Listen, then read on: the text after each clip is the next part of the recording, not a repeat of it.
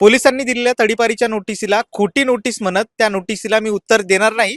त्याचबरोबर या नोटिसीला मी कोर्टात चॅलेंज करेन. माझ्याकडे 100 वकिलांची फौज आहे आणि त्या फौजेच्या माध्यमातून या तडीपारीच्या नोटिसीला मी जाब विचारणार असं स्वतः मंगेश साबळे यांनी म्हटलं होतं. मात्र हे वक्तव्य केल्याच्या 24 तासातच त्यांनी भूमिका बदलली आणि त्यांनी स्वतः 14 पानांची उत्तर या नोटिसीला दिलंय. तडीपारीच्या नोटिसीला त्यांनी 14 पानांचं उत्तर दिलंय. एकंदरीत त्यांनी हा युटर्न का घेतला, त्यांची पुढची भूमिका काय असणार आहे, हे सगळं जाणून घ्यायचा आपला प्रयत्न. आपल्यासोबत मंगेश साबळे आहेत. तुम्ही म्हणत होता की मी 100 वकिलांची फौज घेऊन उच्च न्यायालयात जाणार नाही, याच्या संदर्भात जाब विचारणार. मात्र तुम्ही युटर्न घेतला, नेमकं कारण काय? नक्कीच मी हायकोर्टात सन्माननीय हायकोर्ट मानव अधिकार आयोग यांच्याकडे जाणार आहे. मात्र सन्माननीय मनोज दादा यांच्या मार्गदर्शनानुसार आयजी सर यांनी सांगितल्याप्रमाणे, तसेच सन्माननीय पालकमंत्री, सन्माननीय गृहराज्यमंत्री व सन्माननीय गृहमंत्री यांच्या ऑफिसकडनं देखील मला फोन आले की आपण उत्तर द्यावं, आपल्यावर कारवाई होणार नाही. खऱ्या अर्थानं कायद्यापेक्षा मी देखील मोठा नाहीये, मात्र हे नोटीस चुकीचे आहे, गुन्हे चुकीचे, आरोप चुकीचे आहे असं म्हणून मी या ठिकाणी हायकोर्टामध्ये मानव अधिकार आयोगाकडे जाणार आहे. मात्र उत्तर देखील या ठिकाणी मी दिलेलं आहे. आता हे सर्व वरिष्ठ लोक, राजकीय पुढारी म्हणतायत की उत्तर द्या, तुम्ही कायद्यापेक्षा मोठे नाही आहेत. मात्र मी चुकीच्या लावलेल्या आरोपाला या ठिकाणी उत्तर दिलेलं आहे. हायकोर्टात या ठिकाणी आम्ही जाणार आहोत आणि सन्माननीय मानव अधिकार आयोग यांच्याकडे देखील आम्ही जाणार आहोत. तुम्ही म्हणताय की वरिष्ठांचे फोन आलेत, काही मंत्र्यांचे फोन आलेत, काही नेत्यांचे फोन आलेत, तर नेमके कोणाकोणाचे फोन आलेत आणि त्यांनी तुमची नेमकी समजूत कशी काढली? गृहराज्यमंत्री सन्माननीय विलास बापू भुमरे साहेब यांच्या माध्यमातून त्यांच्याशी बोलणं झालं. तर त्यांचं म्हणणं आहे हे कारवाई नाहीये, ही नोटीस आहे, तुम्ही त्याला उत्तर द्या. उत्तर जरी तुमच्यावर लावलेले आरोप खोटे असतील पण उत्तर दिल्याशिवाय ते सिद्ध होणार नाही. त्यामुळे तुम्ही उत्तर द्या आणि बाकी पुढचं आम्ही बघू. हे सगळं होत असलं तरी तुमचं सोशल मीडिया अकाउंट देखील बंद झालंय, त्याच्या संदर्भात काय तुम्ही पुढची प्रक्रिया केली? नक्कीच आम्ही सन्माननीय मुख्यमंत्री, गृहराज्यमंत्री यांना देखील तक्रार करणार आहे. या सिस्टमचे आम्ही वाभाडे काढलेले आहेत, यांचं सत्य जगासमोर, जनतेसमोर आणण्याचं आम्ही काम केलेलं आहे. त्यामुळं हे सुडाच्या भावनेनं आता शांत बसून पुढे आमच्यावर कारवाई करू शकतात. किंवा आज त्यांनी खोटे साक्षीदार उभे केले, तर उद्या एखादं कोणाला उभं करून छेडछाडीची केस करून मला गुतवू शकतात किंवा माझा काटा काढण्याचं काम देखील हाय लेवलचे लोक करू शकतात. म्हणून गृहमंत्री, राज्यपाल व तसेच सन्माननीय गृहराज्यमंत्री यांना आम्ही आमच्या जीवितास धोका असून यांच्यापासून उद्या काही गुन्हा दाखल झाल्यास त्याच्यावर एक कमिटी दाखल करून शहानिशा करूनच कारवाई करण्यात यावी असं आशयाचं आम्ही निवेदन देणार आहोत.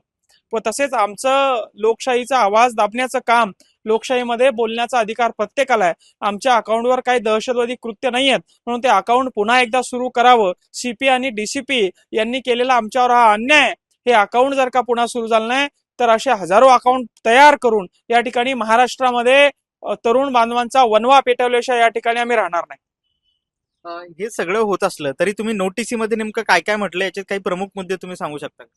नोटिसीमध्ये मी स्पष्टपणे उत्तर दिलेले आहे की हे जे साक्षीदार आहे यांची शहानिशा करण्यात यावी, यांची चौकशी करण्यात यावी, यांचे नावं समोर आणण्यात यावी.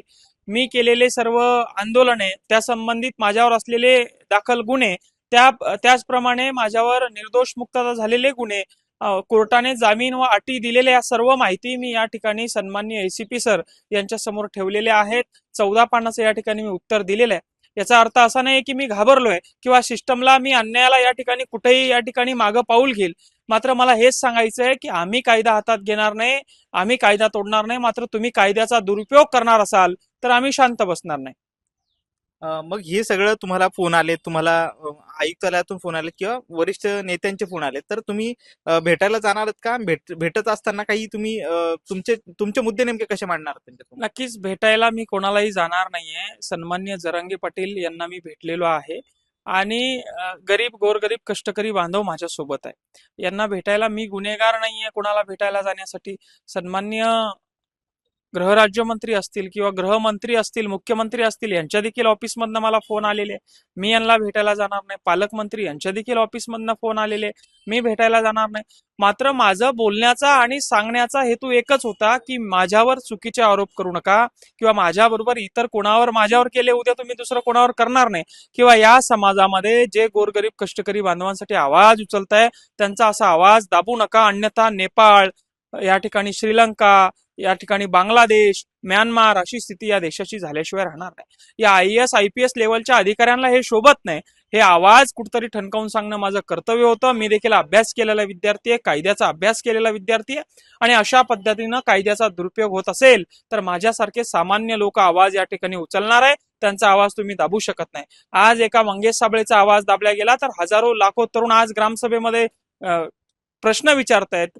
या ठिकाणी प्रत्येक भावना मांडण्याचं काम सरकार समोर करताय, प्रत्येक अन्यायावर आवाज उचलण्याचं काम करतायत. हे कुठतरी आमच्याकडे बघून, आमच्यासारख्या बोलणाऱ्या तरुणाकडे बघून होतंय. ही टेम्पो हे सरकार विरोधी असलेले, अन्यायविरुद्ध असलेले आवाज आम्ही दबू देणार नाही, हेच कुठतरी आमचा प्रयत्न राहील. ही सगळी नोटीस दिली, नोटीसीला उत्तर दिलं, आता याच्या पुढची भूमिका काय असणार आहे आणि पुढचा महाराष्ट्र दौरा करणार होता त्या संदर्भात काही आहे का? नक्कीच आता मी महाराष्ट्र दौरा करणार आहे. 14,000 ग्रामपंचायती आहे, कुठं जिल्हा परिषद निवडणूक आहे. आमच्यासारखे लढणारे, भांडणारे, सिस्टम विरोधात आवाज उचलणारे, 18 पगड साथीसाठी, गोरगरीब कष्टकरी बांधवांसाठी आवाज उचलणारे तरुण आम्ही शोधणार आहेत आणि त्यांना या सिस्टम मध्ये आणण्याचं काम करणार आहे. राजकारण वाईट आहे म्हणून चालणार नाही, तर चांगल्या माणसानं या ठिकाणी येऊन ही घाण साफ केली पाहिजे, असंच कुठेतरी आमचं म्हणणं आहे. नक्कीच. तर हे होते मंगेश साबळे यांनी सांगितलं की वरिष्ठ नेत्यांचा, त्याचबरोबर मनोज जरांगे यांचा फोन आला होता, त्यांनी भेट घेतली आणि त्यांनी सांगितलं की या नोटीसीला उत्तर दे, त्यामुळे मी उत्तर दिलंय. असं असलं तरी या सिस्टमच्या विरोधात लढण्यासाठी महाराष्ट्र दौरा करणार आहेत आणि एक जरी मंगेश साबळेला दाबण्याचा प्रयत्न होत असला तरी हजारो मंगेश साबळे उभं करण्याची तयारी त्यांनी सुरू केली आहे. सुशील राऊत, महाराष्ट्र टाइम्स, छत्रपती संभाजीनगर.